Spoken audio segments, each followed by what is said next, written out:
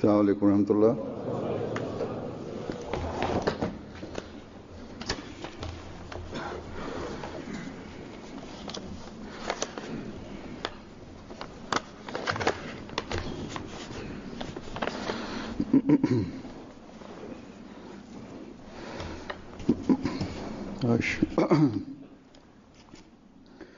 أشهد أن لا إله إلا الله وحده لا شريك له وأشهد أن محمدا عبده ورسوله أما بعد فأعوذ بالله من الشيطان الرجيم بسم الله الرحمن الرحيم الحمد لله رب العالمين الرحمن الرحيم مالك يوم الدين إياك نعبد وإياك نستعين اهدنا الصراط المستقيم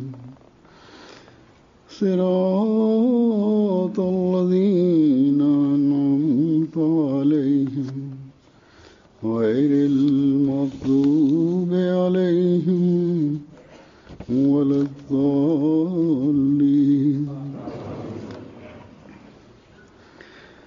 وإذ يرفع إبراهيم القواعد من البيت وإسماعيل ربنا تقبل منا إنك أنت السميع العليم ربنا واجعلنا مسلمين لك ومن ذرياتنا أمة مسلمة لك وأرنا مناسكنا وتب علينا إنك أنت التواب الرحيم ربنا وابعث فيهم رسولا منهم يتلو عليهم آياتك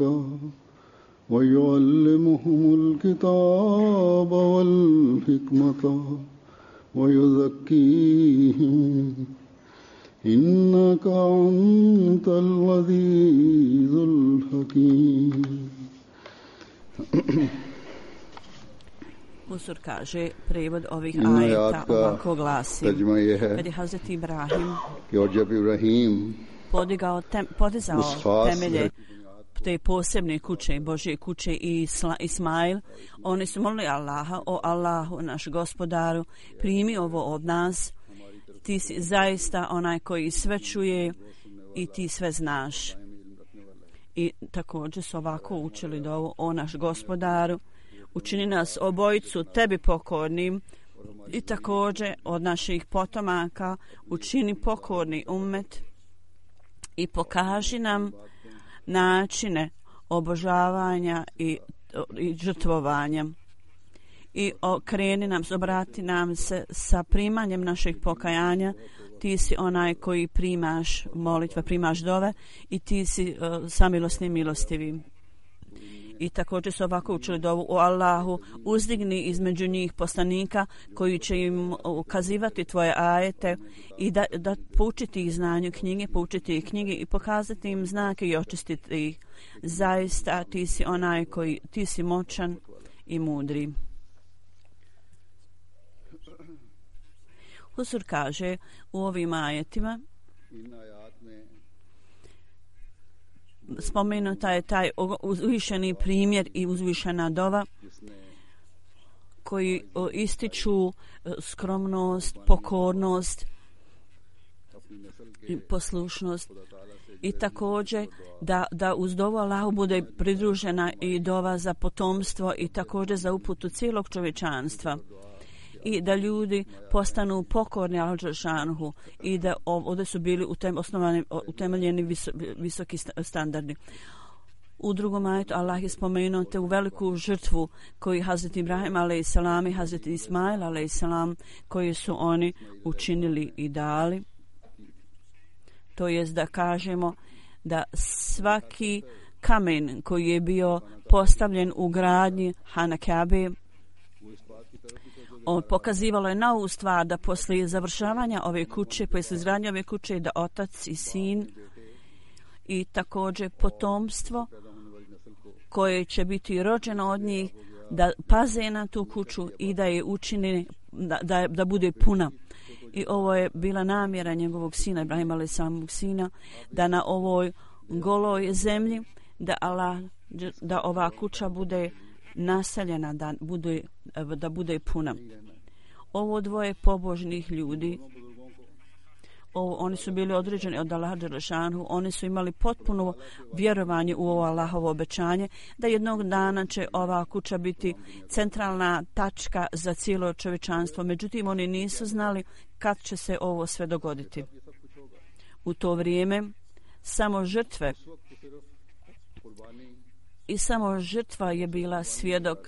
Izgledalo je kao žrtva u to vrijeme, međutim to je bila visina njihove skromnosti, da su molili Allaha i molili od njega da ovaj posao koji radimo, oni su rekli gradnjom tvoje kuće, da bude uzrok, povod tvoje milosti.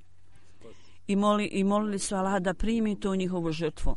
Nije bilo nikakvog spominjanja bilo kakve veličine, da pomisle da ova žrtva mi zaslužimo da ova žrtva bude primljena. Umjesto toga oni su molili Allaha tako da su bili svjesni, potpuno bili svjesni i znali da je Allah, da su oni ponizno molili Allaha da Allah sve mogući i molili su njega da primi njihove dove i molili su ga da koju god smo žrtvu učinili, podnijeli, mi želimo da to radimo u budućnosti, zapravo da naši potomci uvijek imaju učešće u tome. Ovo je dova koju su učinili ovo dvoje pobožnih ljudi obraćajući se Allahu i također su rekli u svojoj dovi: mi imamo ljubav u svom srcu i mi smo to predstavili tebi, ti sve znaš i ti znaš da šta god mi radimo i šta god govorimo, ovo je samo da dobijemo tvoje zadovoljstvo i mi samo to činimo radi toga. Zato te molimo da primiš ove naše žrtve i da to učiniš takvom kućom koja će biti tvoja kuća i zbog blagoslova toga da ova jalova zemlja bude naseljena, da postane naseljena. Šta god smo mi razumjeli, mi smo izgradili ovu kuću u skladu s tim, onako kako smo razumjeli, da to postane kuća koja je naseljena. Dakle, stvarna naseljenost, ispunjavanje ovih kuća, da kuća bude puna ljudi, to je potpuno u tvojim rukama, tako su rekli, Gospoda, to je potpuno u tvojim rukama. To naše razumijevanje koje će je samo u rukama Allaha da učini da u srca ljudi usadi tu ljubav i da onda oni nastane džamije. To je duh zbog kojeg muslimani grade džamije i treba tako da bude. Inače, prelijepe zgrade nisu ništa kao takve, kao same lijepe zgrade. Izrađene su vrlo lijepe džamije, međutim, stvarni duh nedostaje u tim džamijama. Stvarna svrha nedostaje i to se tamo ne može naći. Časni poslanik sallallahu alejhi ve sellem je rekao da u džamijama ne smije biti nikakvih ukrasa, nikakvog ukrašavanja, kao što su radili sledbenici drugih religija u svojim mjestima obožavanja. Ima mnogo džamija koje vidimo, koje su jako ukrašene, koji su napravili razni kraljevi i bogati ljudi. U nekim džamijama kraljevi su također napravili ukras i obojili raznim ukrasima, čak zlatom. Međutim, ovi ukrasi i ovo zlato, to nije stvarna namjera. Ljepota džamije nije to. Ljepota džamije u ljudima koji dođu da to klanjaju. Hazreti Muslima a.s. je rekao, mislim da je ovo drugi kalifa. Kaže, jedan put sam otišao u Egipat i bila je prekrasna jedna džamija, sam otišao unutra i on sam bilo samo da 4 ili 5 ljudi klanjaju u ćošku džamije. Kad sam pitao zašto klanjaju u ćošku, oni su rekli da je imam koji je predvodio namaz, rekao je, ljudi ne dolaze na namaz. I mene je bilo stid da stojim u mihrabu i da predvodim namaz. Možda ljudi vide da je ovako velika i krasna džamija je samo za 5-6 ljudi i zato smo mi klanjali namaz u jednom ćošku.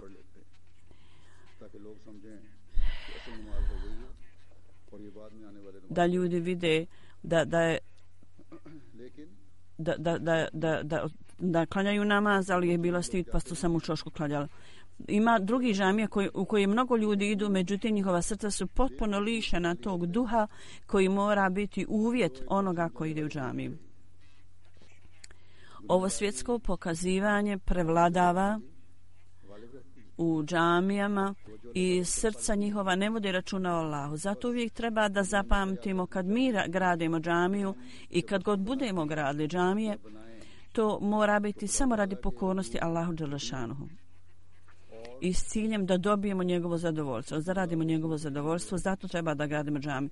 I u gradnji džamije žrtve koje smo dali, treba da budemo zahvalni Allahu dželešanuhu za to i da to ne činimo stvari ponosa, da se ne ponosimo time, jer ove žrtve koje činimo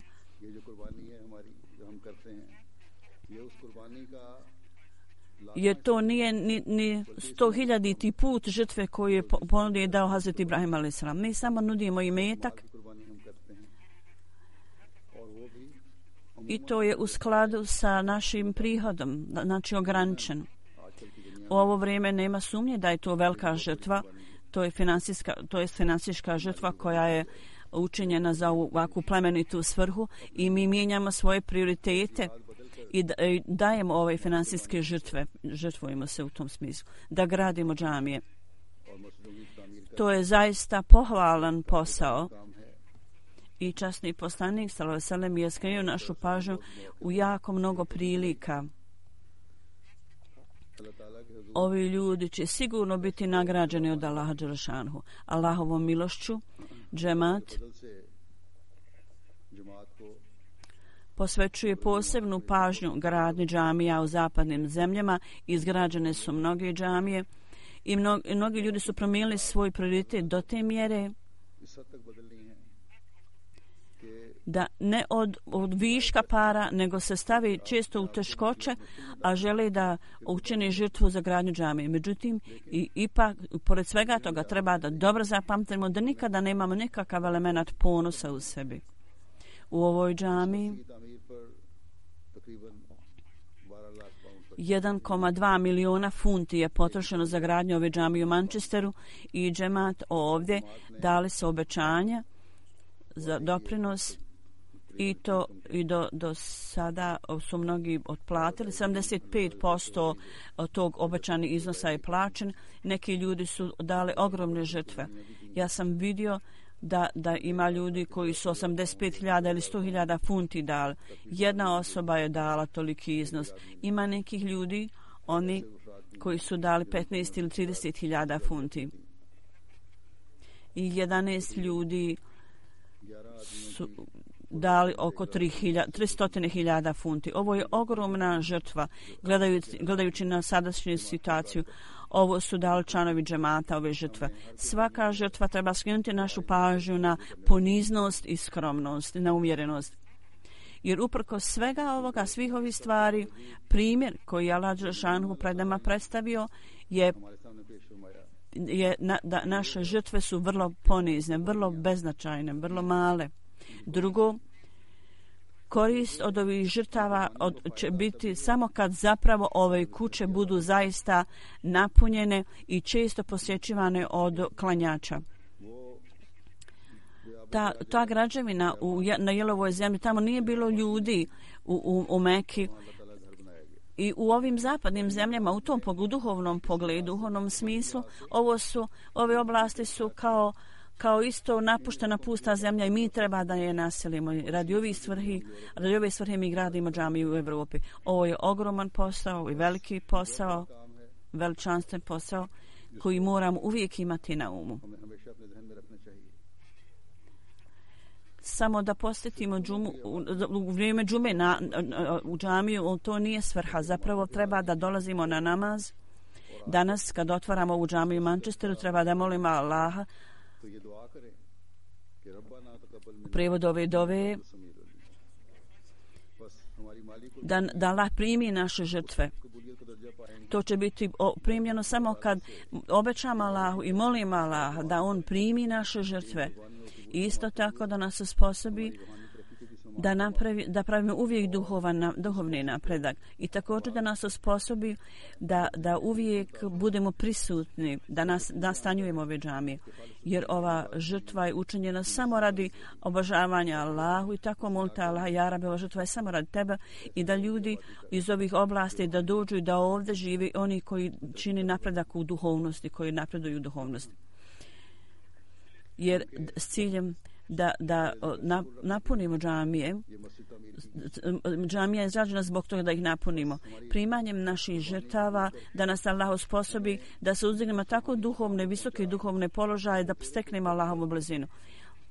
Tako da sticanjem tvojih blagoslova, ja Rabbi, budemo primaoci blagoslova Allaha dželešanu. U jednom hadisu je spomenuto, Muslim bin Hanbal, spomenuto je da je časni poslanik rekao na sudnjem danu, Allah dželešanuhu uzvišeni će reći tog dana: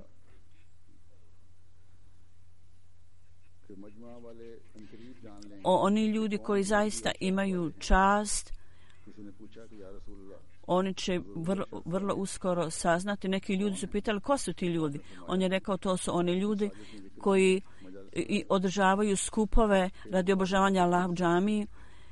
I također u Buhari prenio Ebu Hureyra i on prenosi da je časni poslanik sallallahu alejhi ve sellem rekao: ona osoba koja ide u džamiju ujutro i uveče, Allah dželešanuhu će za njega pripremiti opskrbu gostoprimstva za njega u džennetu. Allah će pripremiti gostoprimstvo za njega.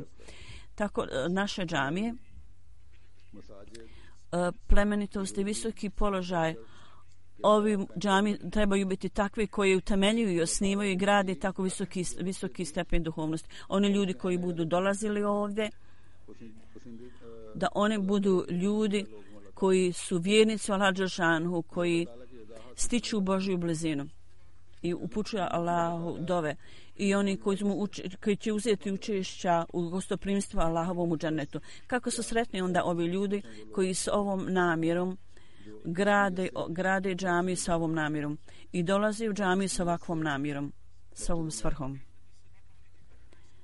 I to nije u pitanju samo džennet ovog svijeta, nego u budućeg života.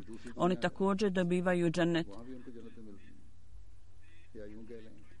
Oni ne samo nastoje da dobiju džennet koji je spomenut u hadisu, nego nastoje da nađu džennet u ovom samom životu. U većini naših džamija je napisano u kupoli džamije i ovdje je također u ovoj džamiji napisano ajet iz Kur'ana koji u prevodu kaže: pažljivo slušajte, u spominjanju Allaha zaista srca nalaze utjehu i zadovoljstvo. Ako su srca zadovoljna i utješena, kakav će biti veći džennet onda tu za ljude od toga. Jako je mnogo interesa za svijet danas u ovo vrijeme su ljudi potpuno zainteresirani za svijet i potpuno su zaboravili Allaha. Zato se osjeća nemir svuda. Oni ljudi koji spominju Allaha dželešanuhu i oni koji uvijek svoje jezike zauzmu spominjanju Allaha u ibadetu, oni nose svjetiljku teškoća radi Allah, oni to podnose i čine to sredstvima sticanja blizine Allahovim. Oni to učine sredstvima zadovoljstva svoga srca. 100.000 ljudi koji čine samoubistvo svaki dan u svijetu. Zato što ne mogu da tolerišu ovo svjetske gubitke. Ili u nekim slučajevima toliko su pod utjecajem ovih svjetskih gubitaka da dobiju srčani udar. Nedavno mi je neko pisao iz Pakistana, vrlo jedan snažan vjetar je duvao i oluja u Šahrspuru oblasti, tako da su bili uništeni, sjeme je bilo uništeno. Jedan zemljoradnik je, mislim Huzur da je to bio zasad lubenice ili dinja. I sve je bilo uništeno i ovaj zemljoradnik kad je tamo otišao, sve je bilo uništeno, on je tako bio pogođen da je bio srčani udar i umro. Ovo svjetske štete su prisutne. Međutim, oni stvarni ljudi koji vjeruju istinski u Boga, Božji ljudi, oni uvijek imaju vezanost i obaveznost prema Allahu dželešanu i to nikad ne može toliko utjecati na njih. Musliman u takvim prilikama gubitka, oni dolaze u Allahovo krilo i traže zadovoljstvo. U sure Rahman Allah kaže u prevodu: oni koji stoje na Allahovom putu, oni će dobiti, koji su na Allahovom putu, dobit će dvije vrste dženeta. Oni koji čine namaz sa strahom od Allaha, oni dobiju zadovoljstvo u srcu, oni stiču dženeti na ovom svijetu, samom ovom svijetu i također dženet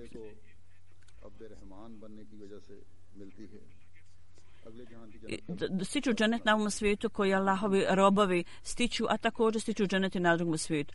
U naredni ajetu koji sam proučio, Huzur kaže, u njemu je Hazreti Ibrahim, Hazreti Ismail, ali Islam su molili Allaha. U prijevodu ovaj ajet kaže: o Allahu, o naš Allahu, učini nas obojicu pobožnim Allahovim robovima.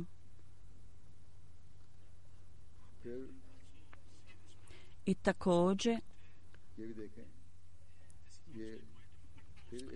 Huzur kaže, ovo je tačka najveće moguće poniznosti, uprkos što čine tako ogromne žrtve, uprkos činjenice što su poslani od Allaha, odabrani od Allaha, oni su ipak molili Allaha dželešanuhu da učini nas istinskim robovima svojim. Hazret Ibrahim a.s. kad je napustio svoju ženu i sina u pustinji, u besplodnoj zemlji, u pokornosti pre Allahovoj naredbi, uprkos činjenja sve te žrtve, oni mole Allaha: ja Rabi, ti učini u moje potomstvo potpuno pokornim tebi. Oni su sve žrtvovali, on žrtvovao svoju ženu i sina, pa ipak je molio Allaha: ja Rabi, ti mi daj takav stepen žrtvovanja da budem potpuno pokoran tebi. I njegov sin, uprkos činjenici što je bio spreman da njegov vrat bude prerezan, da bude zaklan, on je potpuno bio pokoran Allahu. I onda kaže: učini nas sljedbenicima svake naredbe tvoje, da slijedimo svaku tvoju naredbu, da budemo pokorni tebi i pobožni. Ovo je položaj zapravo koji svaki musliman treba da nastoji steći. Da nikada zbog svojih dijela osoba postane hvalisava i da ovisi od toga. Nikada ne smijete se ponositi svojim žrtvama. Umjesto toga imajte strah u svom srcu i budite pokorni Allahu. I recite Allahu dželešanhu: naši postupci su ništa, beznačajni. Ako ćeš ti blagosloviti ovo, samo onda možemo postati tvoji pobožni robovi. Samo možemo postati robovi milostivog Boga, samo uz tvoju milost. Naše dove i naši vrlo pomozni, naše ponizna molba je da nas čuvaš čvrsto utemeljeni na dobrim djelima i učini nas onim ljudima koji su uvijek odani i koji pokazuju vjernost i odanost i koji slijedi put tvog zadovoljstva. Jer ovo je svrha za koju su stvoreni ljudi, ljudska bića. i ne samo za sebe da molimo, nego zapravo u pogledu svojih potomaka, djece i drugih potomaka treba da molimo Allaha. Kako Ibrahim a.s. i Ismail a.s. su molili Allah da ja rabi od naše djece, od naših potomaka učini takve ljudi koji će biti pokorni, da takva vrsta ljudi bude stvorena ovdje. Dakle, nakon gradnje Božje kuće, oni se nisu brinuli da džamije budu pune do svog života, dok su oni živi, nego zapravo da bi bile one nastanjene zauvijek. Oni su molili Allaha da od naših potomaka da budu ljudi koji će biti pokorni tebi. Dakle, oni će nas naklanjivati džamije. To treba biti namjera svakog vjernika. Ovo je pouka za nas danas da skupa sa džamijama ne samo stari ljudi budu vezani za džamiju ili oni ljudi koji su slobodni ili u penziji da dolaze u džamiju. Čak oni ljudi koji su zauzeti treba da nađu vrijeme, morate naći vrijeme i doći u džamiju. I da učinite džamija bude potpuno nastanjena i puna. I da učinite još važnije što je svoju djecu da budu vezani za džamiju. Među našom omladinom i djecom treba biti takva želja da klanjaju džamiji, da bude stvorena u njima, da zapravo treba napraviti napor za to da to postignemo. Zatim trebamo uložiti napor za to i da molimo za njih. Allah zna stanje srca i onaj koji sluša i svaka dova koja se iskreno obavi i namaz i ibadet, Allah sluša. Zato treba da molimo Allaha.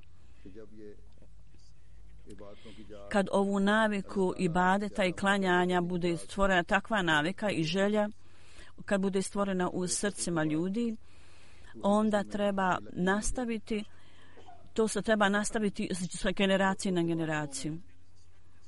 Gdje god postoji posrnuće i propusti i lijenost, pokornost Allahovim naredbama, to ide dalje kroz generacije, se proteže i prenosi.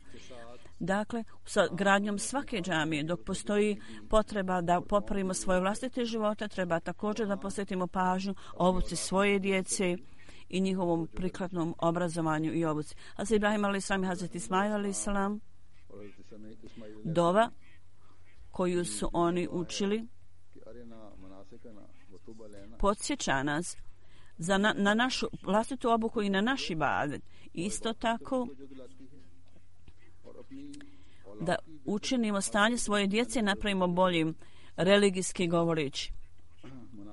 Ovdje u ajetu kaže da oni čine ibadet i klanjaju namaz i sve ove dužnosti, da se pokorimo tim dužnostima, da ispunjamo dužnost prema Allahu i da sve ove stvari budu usađene u našu djecu i naše potomstvo.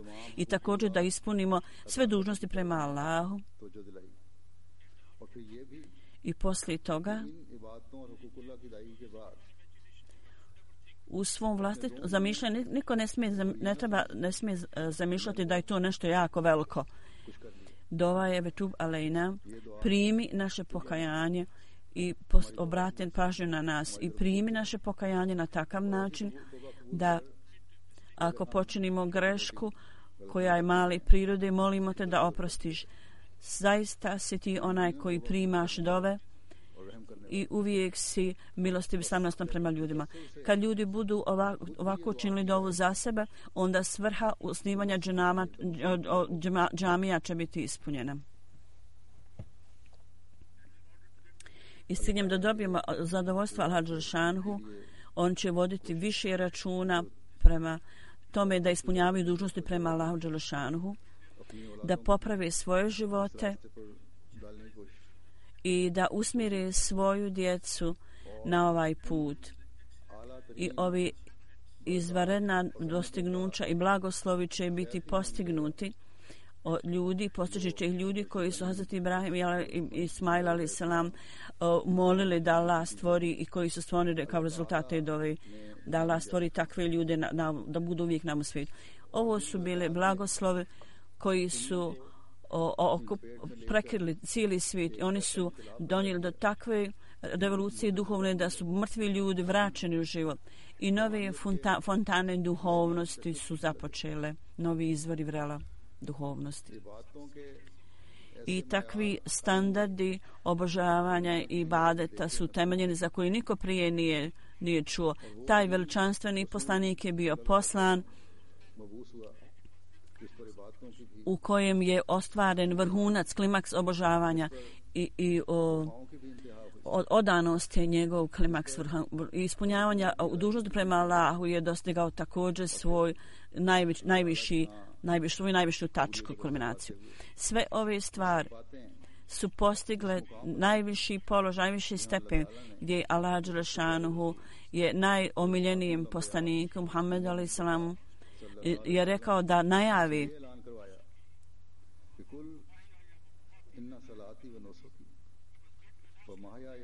Allah mu je rekao najavi, reci zaista ibadetom, moj ibadet, moj život, moja smrt, sve je radi Allaha koji je gospodar svih svjetova.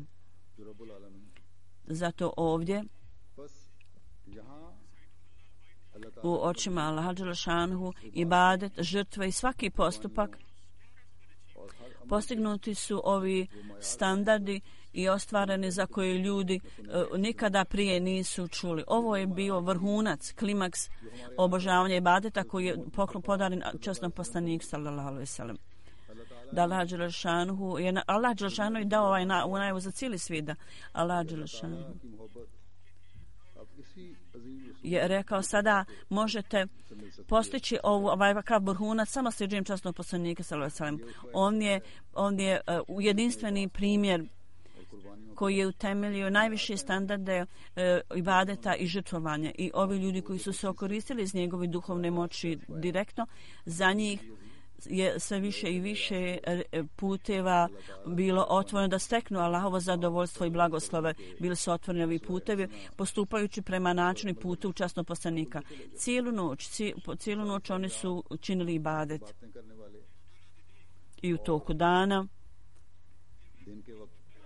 oni su bili ljudi koji su dali žrtve. Takvi su ljudi bili rođeni.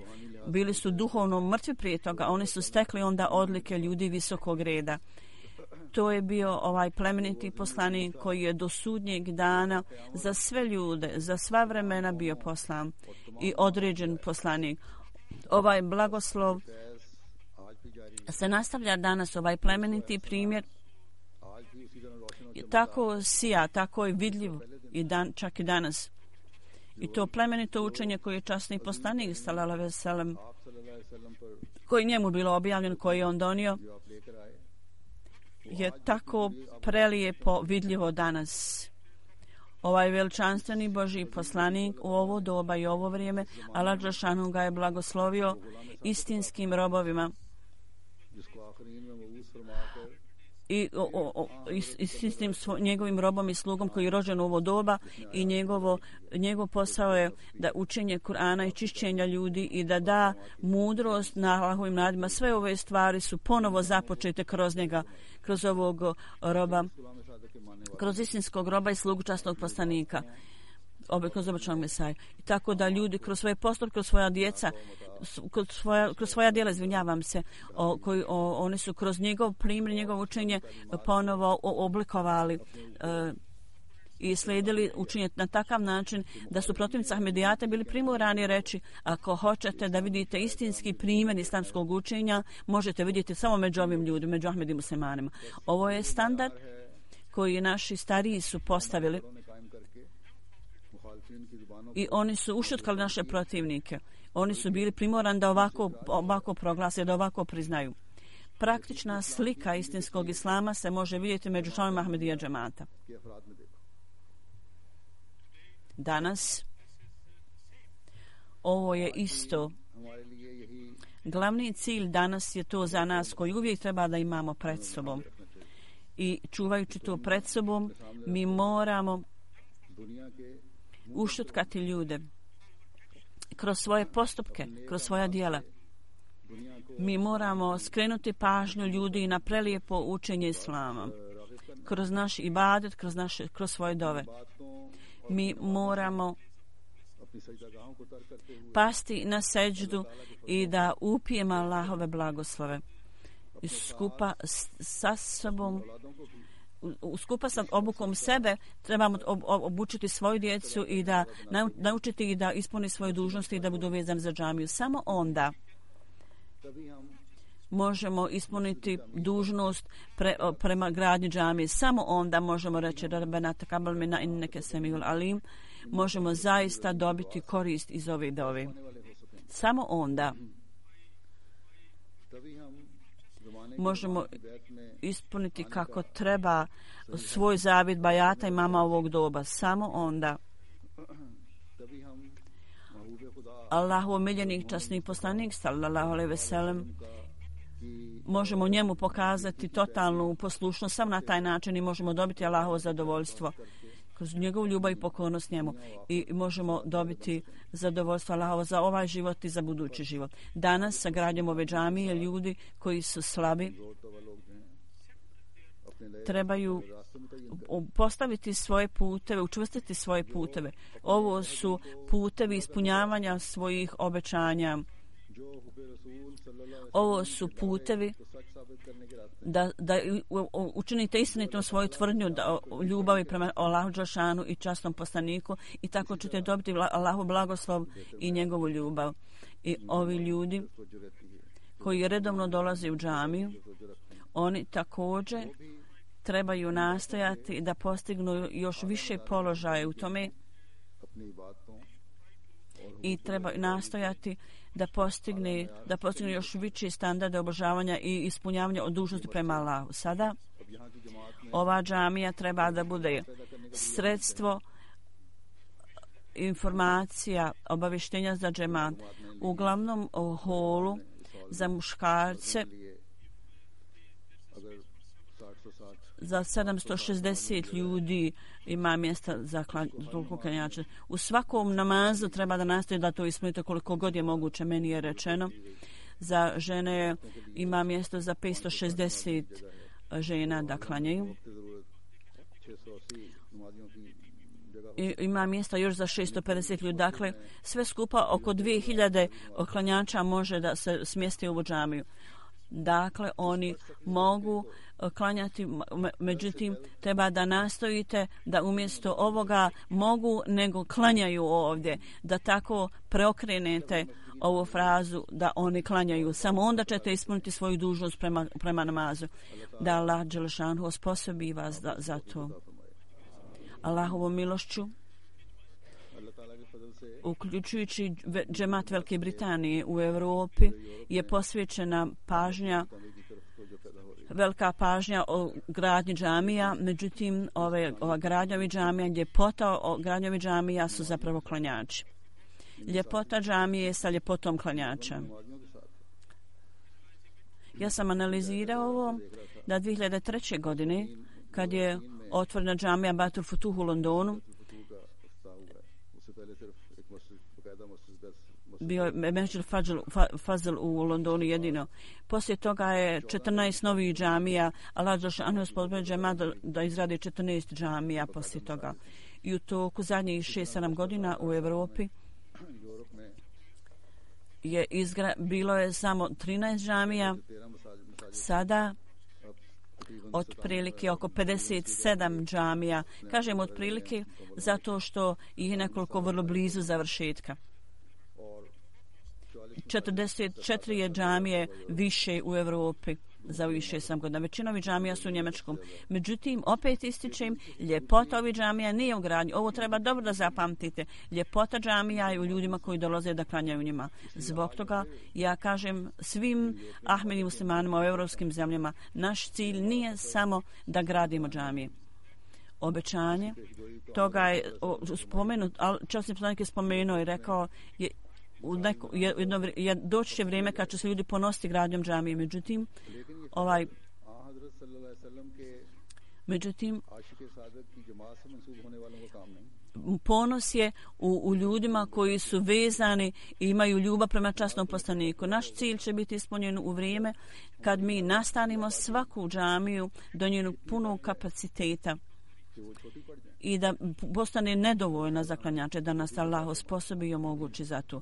U ovo vrijeme ovi ljudi koji direktno imaju korist od ovog najvećeg zaljubljenika, časnog poslanika, od obećanog znači Mesaja, zbog ovih događaja u njihovim životima, ja sam izabrao neke primjere koji želim da prenesem. U pogledu koncentracije na namazu, Hazret Džan radijallahu anhu, on kaže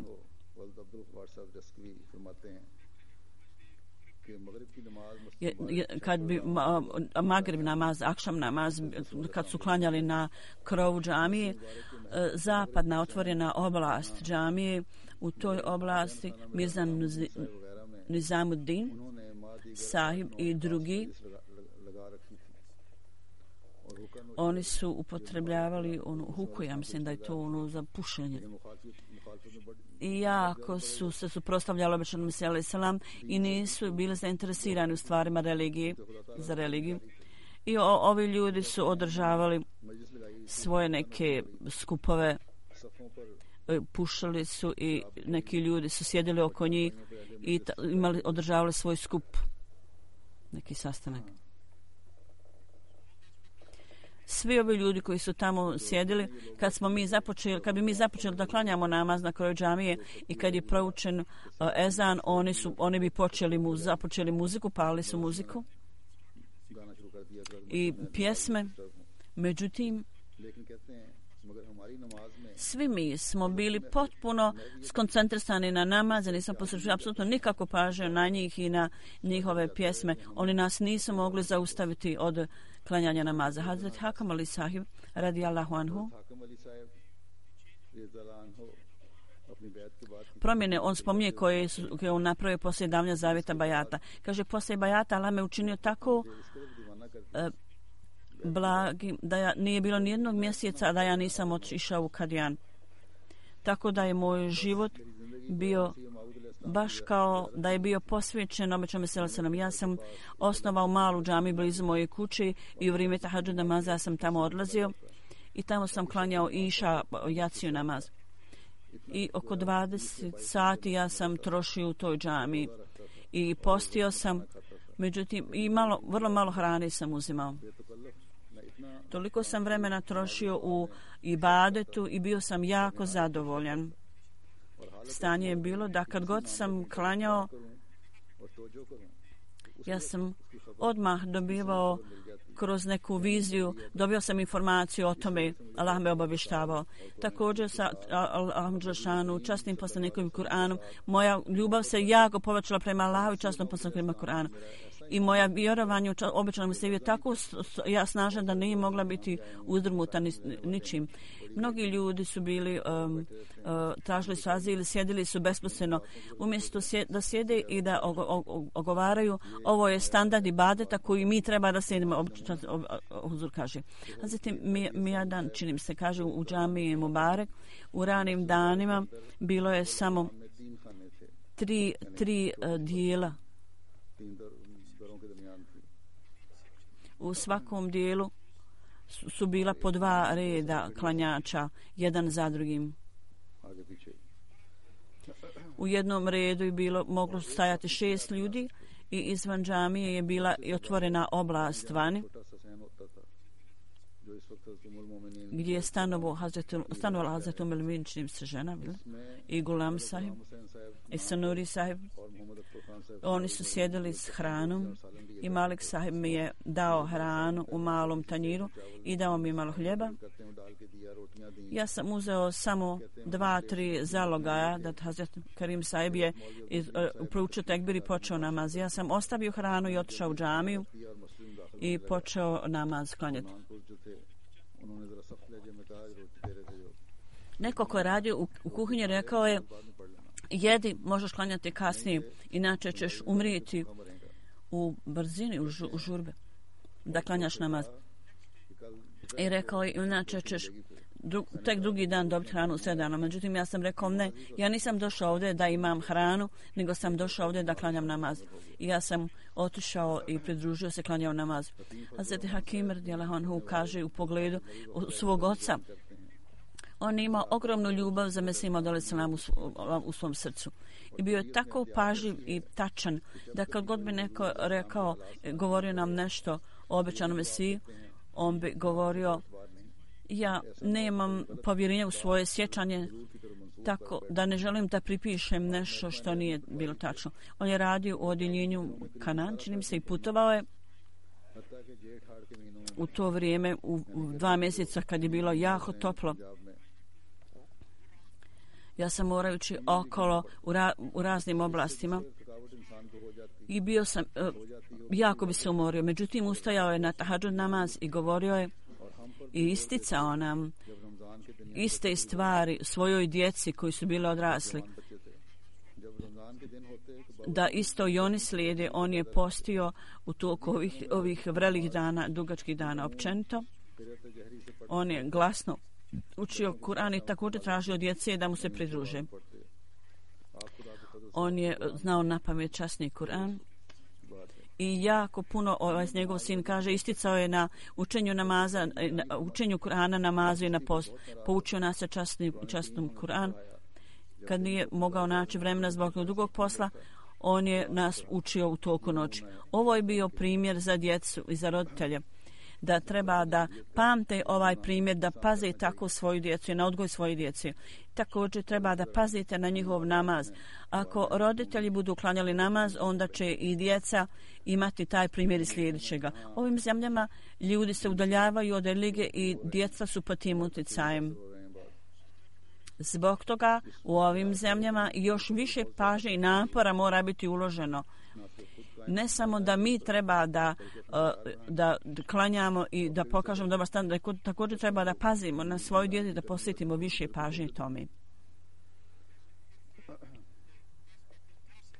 Ako ovi ljudi u sred noći, 40-45 ljudi, ako oni ponekad sjede do kasno u noć uz televizor u ovim zemljama i na internetu, i ponekad žene njihove prigovaraju. Ako je ovo primjer, kako vi možete pasti onda na svoju djecu i naučiti ih da oni klanjaju namaz umjesto toga? Ovo je veliki izazov za Ahmedi muslimane. Mi moramo se suočiti s ovim izazovom i da šeitan je vrlo aktivan da ljude udalji od Božjeg puta. Moramo stalno tražiti pomoć Allahovu kroz dovu. Moramo uložiti posebne napore na tom putu. Šejh Nuruddin Sahib prenosi, kaže, poslije nekog vremena ja sam došao u Amristar, bio sam malo lijen u to vrijeme i nisam baš vodio računa. Bilo je ljeto i spavao sam. Stanje je bilo tako kao da su tu bili moji zadnji momenti. Ja sam vidio u snu, slušao sam ljude, ali nisam mogao da odgovorim. Vidio sam u snu da sam umro, možda je to bila vizija, i on je vidio cijeli proces oko sahrane, oko dženaze, i ljudi su me sahranili, zakopali su me. Kad su se ljudi vratili, onda se me grob prisno sa obje strane, ja nisam od toga to lešim. Onda se ispune pojaviti, mislim, od Al-Islam kao da stoji i on pokazuje svojim prstom, i rekao, zar ti nisi to nama obećao? Ja sam otišao strašan bol, s druge strane su bile riječi obećanog Mesije. Ja sam počeo plakati i rekao, molim te, oprosti mi.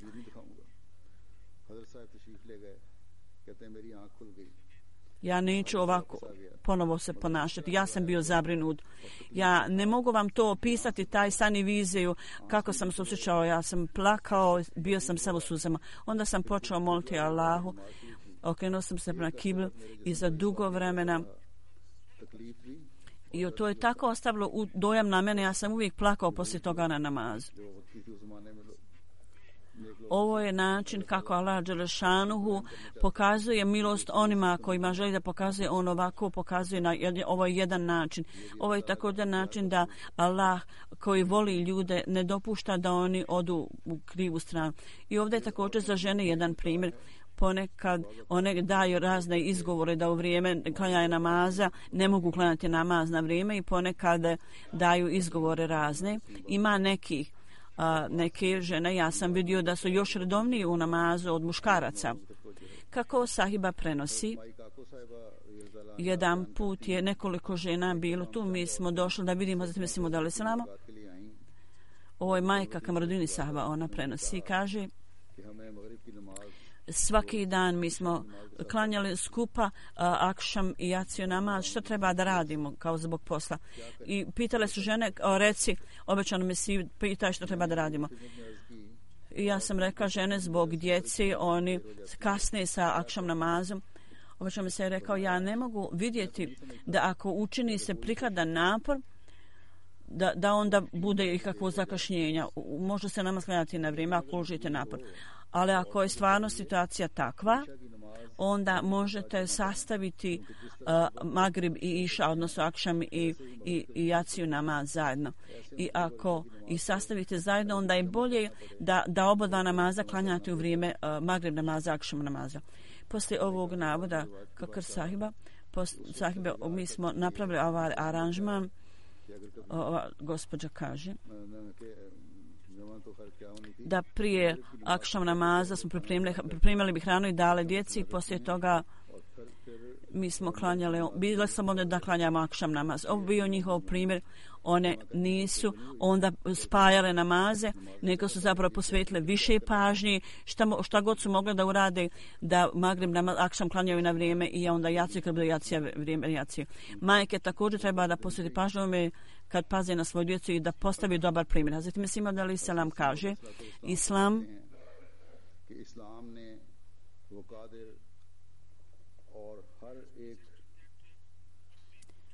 kao što sam ja predstavio, svemogući Allahi koji je slobodan od svih mahana, on može primiti ove dove i on može ispuniti naše zahtjeve i naše dove. On nas je poučio dovi u suri Al-Fatiha.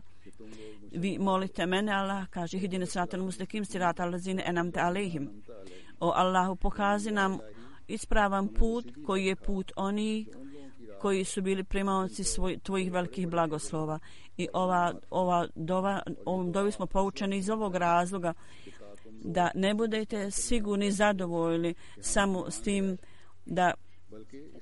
da ste učinili nešto, nego da ste učinili takva djela i takav način da dobijete Allahove blagoslove koji je činio časni poslanik i uzoru na njim sliđenjem njega. Oni ljudi koji predano idu Allahu dželešanu nikada nisu izgubljeni. Ovo je nešto trajno istinito. Oni koji čisto čini stvari radi Allah prilazi njima i pomaže im u svakom polju. Zapravo Allah dželešanu pokazuje u tolikoj količini svoje blagoslove da čak ljudi traže blagoslov od njihove odjeće. Allah dželešanu nam je dao ovu dovu hidine siratal mustakim. To je za ovu svrhu da otvorite oči i šta god radite, uvijek gledajte šta je rezultat toga. Ako osoba radi nešto, čini nešto, onda rezultat nema nikakvog rezultata, onda treba da pomno gledate svoje postupke, šta radite, kakvu vrstu dijela radite i kako radite, pa nema rezultata. Treba sebe da preispitate. Onda kažem, ovo je bit ibadeta je da osoba svoj položaj, tako osoba kao da gleda Allaha ili da bar Allah gleda na njega. Svaka vrsta nečistoće ne smije biti prisutna i morate uvijek obavljati namaze koje Allah prepisao i hadis i morate pokazivati svoju poniznost i stalno da tražite čišćenje svoje duše i da imate odnos sa Allahom dželešanu i da potpuno budete izgubljeni u tome. Ovo je bit sure Al-Fatiha i to je spomenuto u sure Al-Fatiha.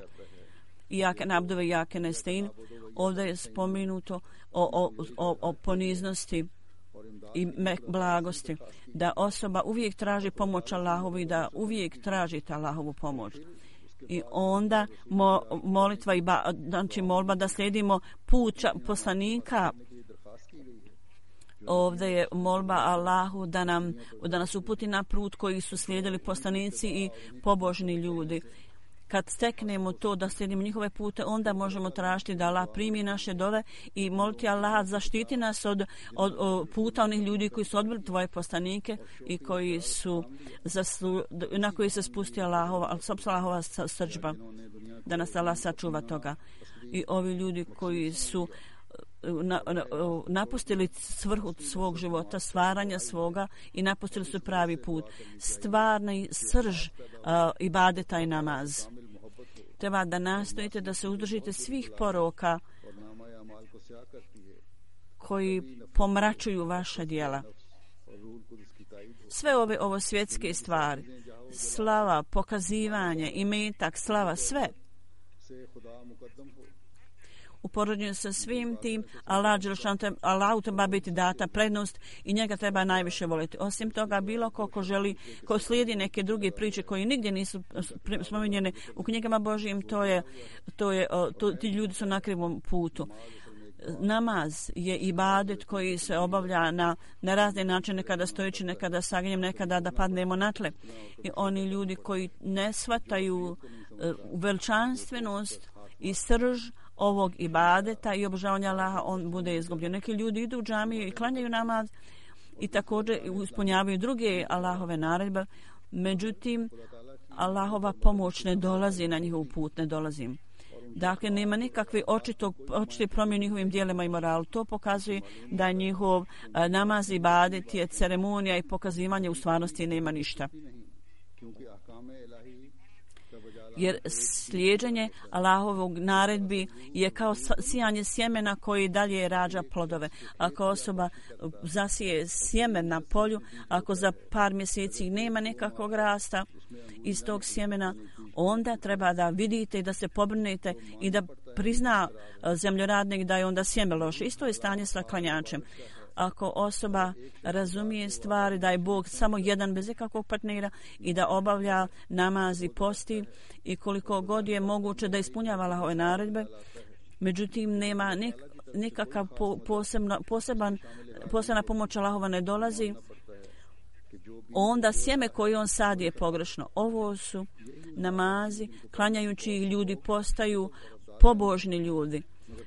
Ono šta se događa s vama uprkos namaza, ako nema rezultata, onda se zamislite. Ovo je princip da kad koristite isto određen lik, ako ne osjećate nekakvu korist, onda morate prihvatiti i priznati da onda taj lik nije za vas odgovarajući. Tako je stanje i dove i ibadeta i namaza. Da Allah učini da razumijemo stvarnu poruku ovih stvari i u skladu s tim da udovoljimo s tim, da toga se držimo i da nas Allah omogući da obavljamo namaz u istinskom smislu stvari, u istinskom smislu riječi i da nas učini da budemo primaoci Allahovih blagoslova i milosti.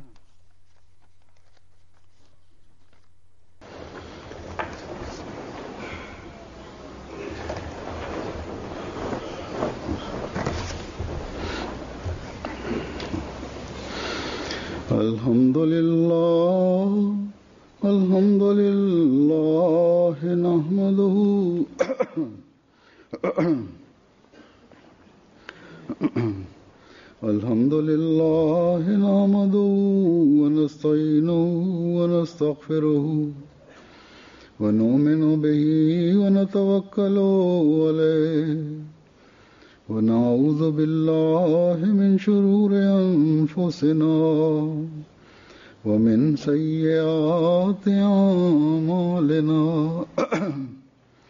من يهده الله فلا مضل له ومن يضلل فلا هادي له ونشهد أن لا إله إلا الله ونشهد أن محمدا عبده ورسوله عباد الله رحمكم الله إن الله يأمر بالعدل والإحسان وإيتاء ذي القربى وينهى عن الفحشاء والمنكر والبغي يعظكم لعلكم تذكرون اذكروا الله يذكركم وادعوه